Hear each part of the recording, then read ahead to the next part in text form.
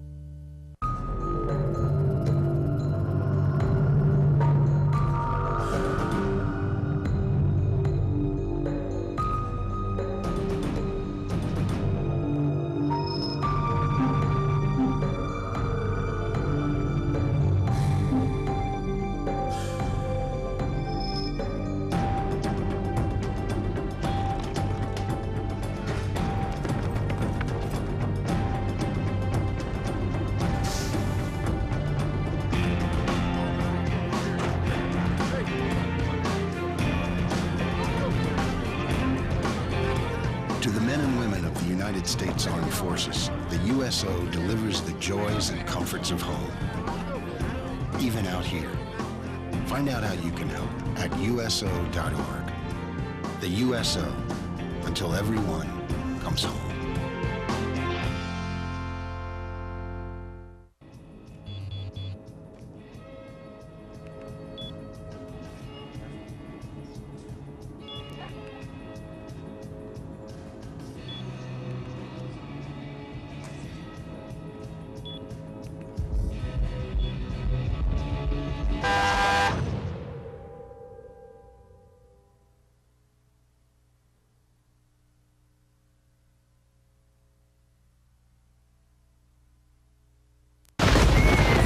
It's back! Shut the door! Shut the door!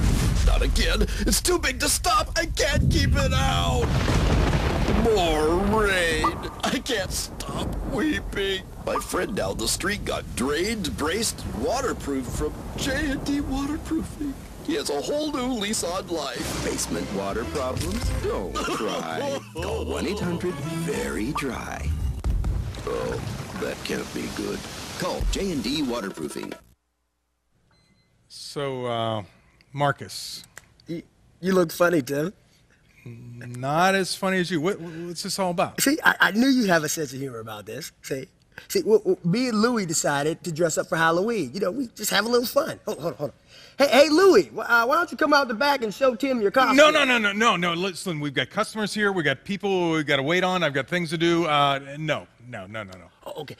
Tim said he'll see you later, Louie. Yeah, we have customers. Yeah. Okay.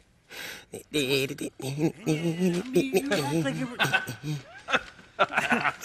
the heck are you supposed to be? Oh, wait, let us guess. A zombie.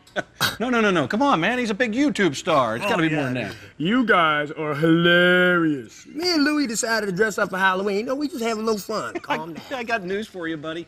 Louie didn't dress up. Ah, sure he did. No, I just saw him. You fell for the oldest trick of the book. Really?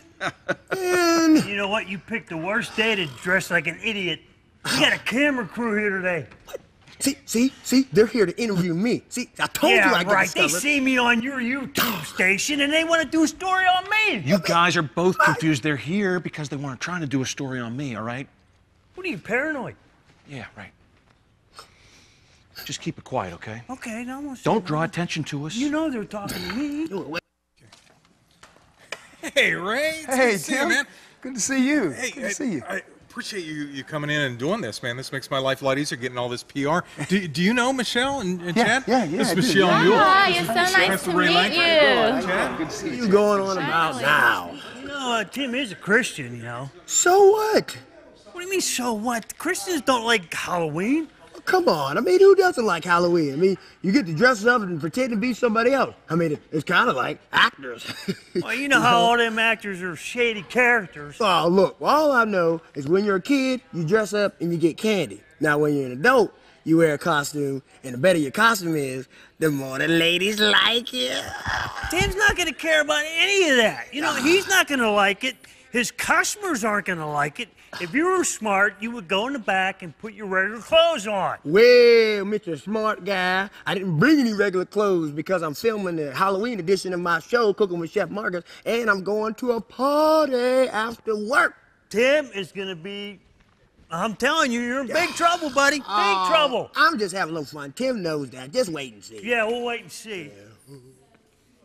What are you doing, Phil? Didn't anybody tell you it's not safe to sneak up on people like that? Well, I wasn't sneaking. I just walking around. What's up? It's that camera crew. They're here to do a story on me and give my IRS problems. No, they're not. You know, that's Michele Newell from Cornerstone Television, the Focus4 program. They're here doing an interview with my buddy, Ray Lankford, about Halloween, and that's what that's all about. It's got nothing to do with you. Really? Yeah, really. Well, you can never be too sure. I mean, it's just... I got a lot of problems, man, and it was just really worrying. Why are you worried about a simple misunderstanding? You know how the media blows things out of proportion. Highway to Heaven production. This is now the 4th year that this tour has been going on, and it's amazing to me because right now, this time of the year, there are Halloween haunted houses everywhere, and this is an alternative for people to not go trick-or-treating, but instead to find Jesus Christ. Tell me a little bit about how it started. Well, it started a few years ago with creative director Ray Lankford, one of my ministers, and is actually my son. And it's really an evangelistic tool that is disguised in a haunted house. The people go through and don't really expect to get this gospel message. And when they come out, the reaction is just wonderful. Of course, we deal with you know, the world we live in, the violence, the promiscuity, and the results of your consequences. We do take them to hell. We really do. We take them to hell. And it's, now, I went on the tour just to prepare for this story, and I'm telling you, I was scared. I had my niece there with me, and it was quite the experience. And it's interesting because you guys say it's not to scare the hell out of you, but to have you not go to hell. I mean, with the message of Jesus Christ. So how many people have been brought to salvation, or an estimate or something like that? I would say hundreds of people have given their life to the Lord because they really don't expect what they're about to get. And it's a gospel message. The reaction is wonderful when people come out after they've been through hell, and they're ready to go to heaven. And they're ready to go to heaven then. And when they come out, you know, we don't force the gospel message on them. We just ask them about the experience. And many have given their life to the Lord. They have come from all over. Hundreds. Yeah, you guys actually, because since it is the 4th year, the first year, I'm sure it was local people coming. Yeah, just local. But just recently, you had people travel from Indianapolis. I mean... As far as Indianapolis, we even had a group that were calling us on the road from Akron, wanting to know, were we still open? Are we still open? Were we still there? And we've been reaching the churched and the unchurched. And it has been a wonderful experience, and people are really giving their lives to God, and even making them think about their mortality. And and we're using this season, you know, where most people are, you know, drawn away by the Halloween theme. So we're using it, and wise as serpents, but harmless as doves. He who wins souls is wise. Yes, that's true. Speaking of Halloween, why? Walter! Hey, it's good to see you again, buddy. Glad to have you here. Hey, you know what? The place is kind of packed today. You know what? Phil's over there. You mind? You know Phil. Would you mind having a seat with him? You can just have a seat there. It's Mr. Wiley. Hey, man, it's been a long time. Move. Huh? Move. Oh, come on. Okay, there you go. Go. Really? Go. Good to see you too, Walt. His place.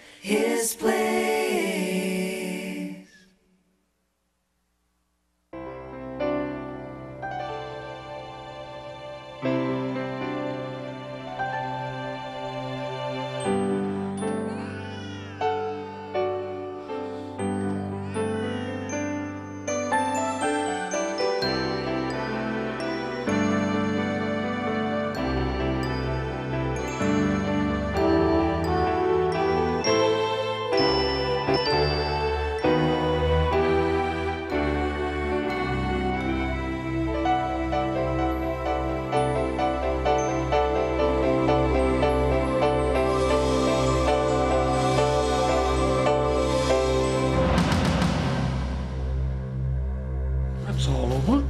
That wasn't too bad, now was it?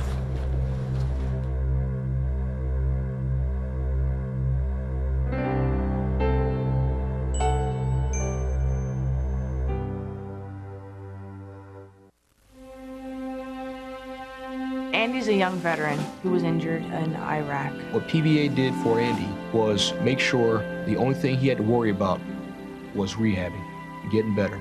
The PVA helped a lot with, filing all the VA paperwork. If just left to myself, I would make a mess of that paperwork in a second.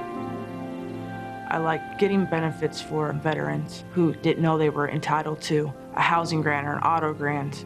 PVA gives its service officers, gave me the ability to go in there and take care of any problem that young man had. And that's what I did. I couldn't imagine getting through this without the PVA. I really couldn't. There was no PVA for paralyzed veterans. I would be one of the many veterans just confused and frustrated. To support paralyzed veterans, go to pva.org. Hey, you aren't going to wait. The camera crew's just getting started here with the interview. Actually, I've seen way too many camera crews lately, all right? I just want to leave. No, honest, this is Cornerstone Television. They're here to interview my friend Ray about Halloween, and it's completely legit. That's what they like you to think. And all of a sudden, Mike Wallace pops out from behind a bush, puts a microphone in your face, the camera crew's snickering, everybody's making fun of you. I just can't deal with that right now, all right? Wow, that sounds awful, but that's not what's happening here. Yeah, well, whatever. I'm not going to take my chances. You mind if I just make a quiet exit out your office door? Okay, no, why don't you go out the front door like everybody else? And you know what? I appreciate you coming and being here, and I'll see you later. What do you mean later? They aren't coming over to my place, are they? I can't have them at Shenanigans. Bye, Phil. Later. See you. All right. Hey, how's the latte? It's great. It's great, Tim. Good. Enjoying it? Like the place? Yeah. Oh, yeah. You were busy. I didn't want to interrupt you. No. I'm here just trying to get away from Halloween, but I guess I didn't do too good a job. No, give me the rundown. Our mutual friend Bill Rhodes told me that you've researched, you've talked about it. What about this holiday? Well, Halloween really predates Christ. It was a time when the Celts and the Druids honored the Lord of Death. I think his name was Samhain. And legend had it on October 31st that he would release all the souls of the dead to return back to their homes.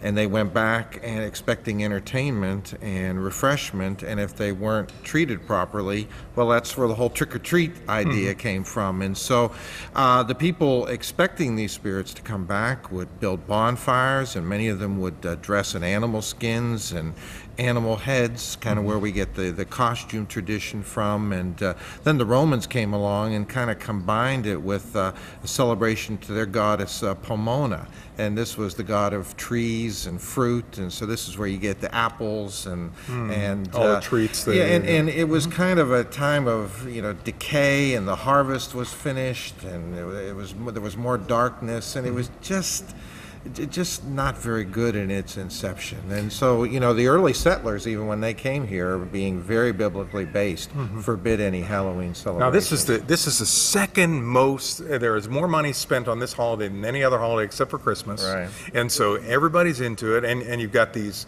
you know, you got little kids that are just seeing, hey, you know, I'm getting candy, I'm dressing up like a fairy princess. Right. You know, how's a parent supposed to respond to that? Well, I think it is. It's a tsunami. It's an onslaught. I think you just need to be informed of the roots of it. I mean, you look on television now. There's just Fear Fest after. It's just a celebration of death and violence, and you know, there's no redemptive movies or stories about Halloween. So I think parents need to be mindful of that. Even teachers. I know for us, we just had our children not participate. We chose.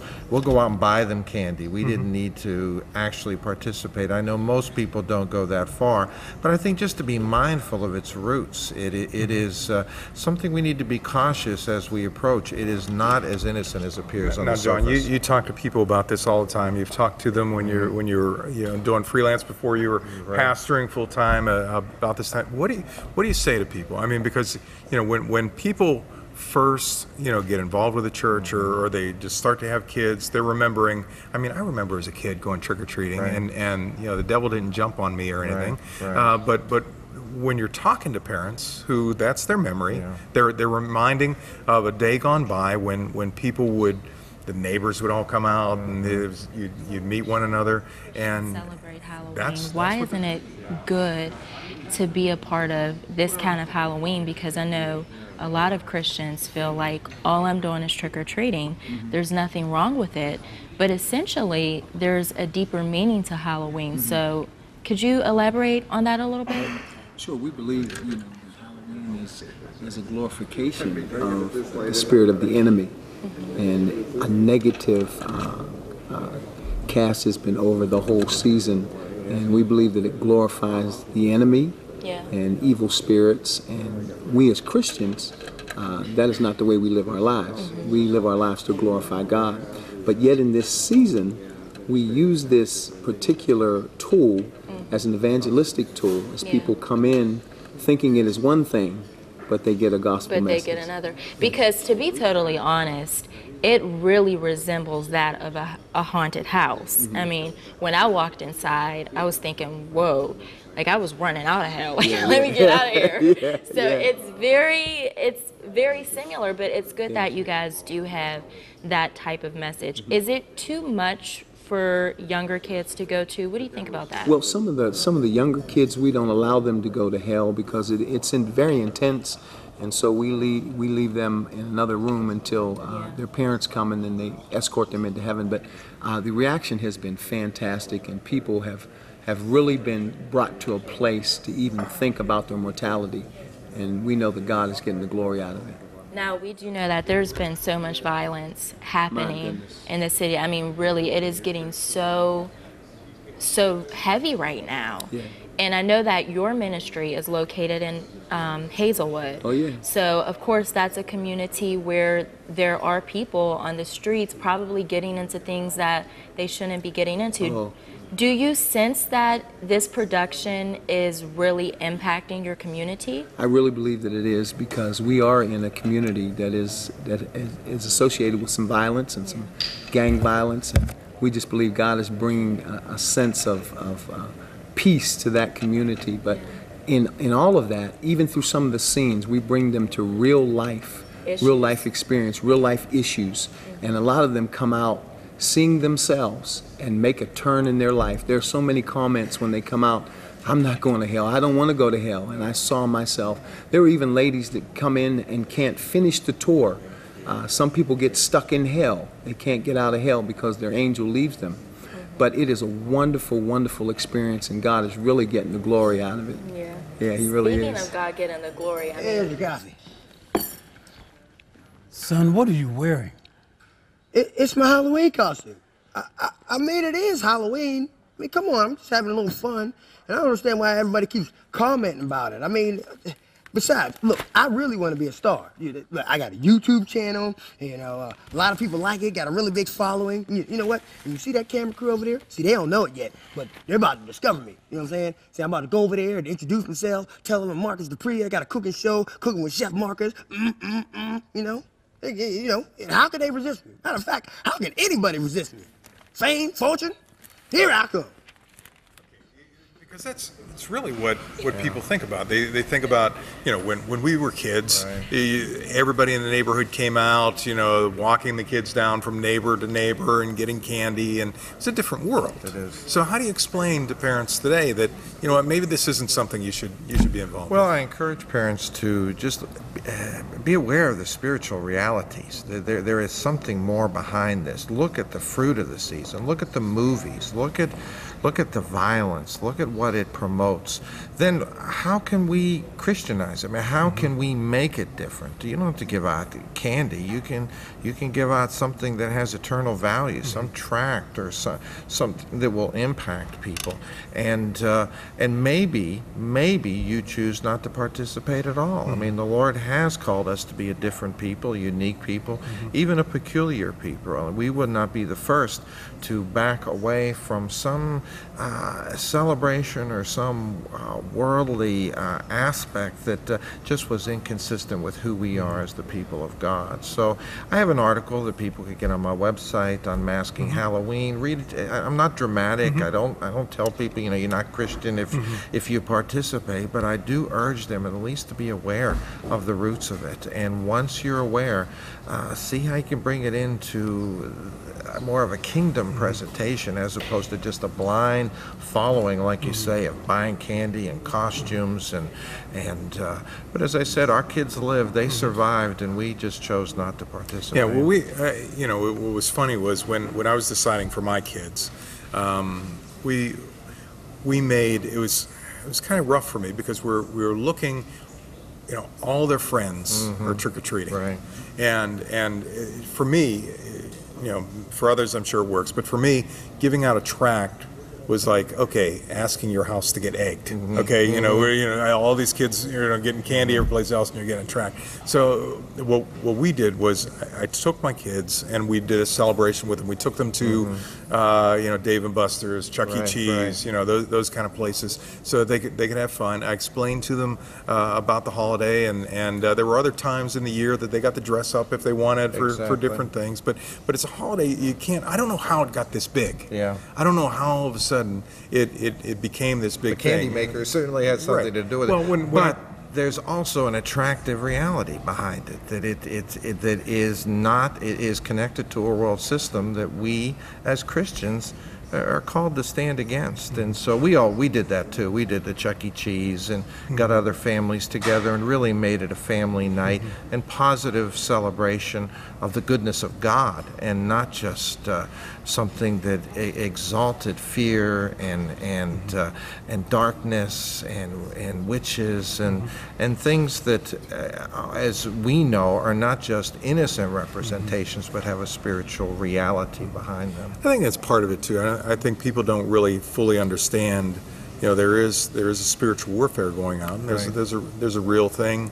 There's a real thing out there, and there's a bad thing. And we need to look for ways to celebrate the goodness. Think on these things, whatever is lovely, whatever is pure, whatever is of a good report. And I like your idea, not just doing it on October 31st, but setting our own calendar, our own agenda, and having our own celebrations with meaning and purpose, where there are also teaching opportunities for our children to understand the goodness of God and the reality that there is a whole kingdom of darkness that exists, that isn't just a plaything, that isn't just out to tolerate the kingdom of light. It's out to obliterate it and destroy it.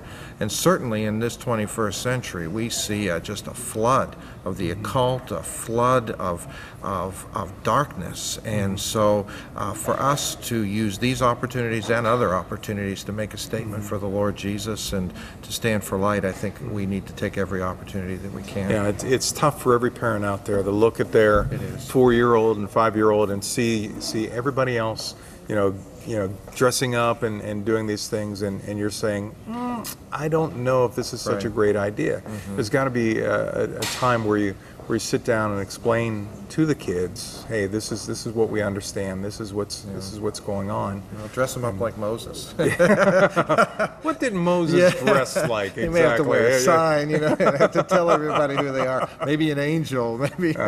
But even little things like that can just make a statement to the children that we are making a conscious decision of what we are going to represent, or we are going to put ourselves out at, and we're not going to put ourselves out at. And again, I think that goes to being mindful of the roots of the celebration, where it's come from, and for many who are not Christian, what it signifies. And it really is a celebration of darkness. Yeah, I've seen that around the world. Hi there. Hi, let me introduce myself. My name is Marcus Dupree. I don't know if you heard me. I have a YouTube show called Cooking with Chef Marcus. You heard of me? No, you haven't. No, I haven't heard of you. I'm sorry. Well, it's really me. I know I'm wearing this Halloween costume, so you didn't recognize me, but I'm filming the Halloween edition of my show, see, and then I'm going to a party after work. So listen, I don't have my street clothes, but if you ever want to interview me, you can begin to hit me up. If you want to hit me up on YouTube or Twitter or even Facebook, you can message me or even email me,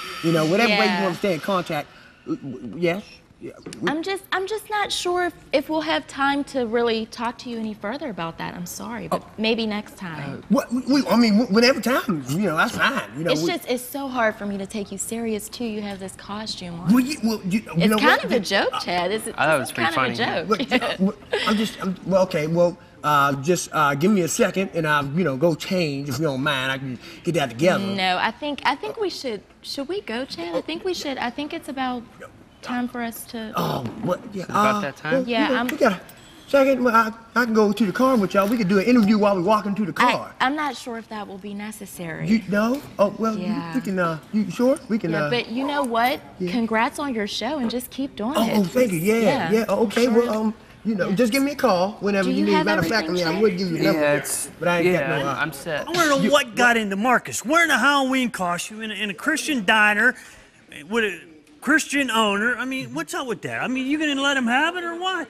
Well, here's the deal. Okay, think with me for a moment. All right. This is like a major holiday all across America. People spend. This is the second most amount of money spent on any holiday anywhere, and you got little kids that all they think about is, I want to dress up, I want to do something. I think I got a problem with the monsters, I got a problem with that kind of thing, but in reality, I'm looking at it and saying we need to do something to deal with this holiday that is very positive, something very legitimate, and we can't ignore it. To ignore it is to kind of be foolish. Right. We need to look at it and say, let's do something positive. Let's do something with kids. Let's do something exciting. The monster thing, that's a little too much for me. But if So come on in and find a friend to help you on your way. Pull up a chair and find his care. We'll be here every day in his place. Ba-ba-da-da, his place, his place, his place. Okay, ladies and gentlemen, I just appreciate everything that you're tuned in, that you hung out with us. And you know what? It's very cool. Go to hisplace.tv so you can find out more about the program. On the next program, guess what? We're going to be dealing with election stuff because it's happening. Election day is happening. And we want you to be informed and know what's going on and be thinking. His Place is the place where the world comes for food for thought. So we hope that you'll tune in. And remember, go to hisplace.tv for more.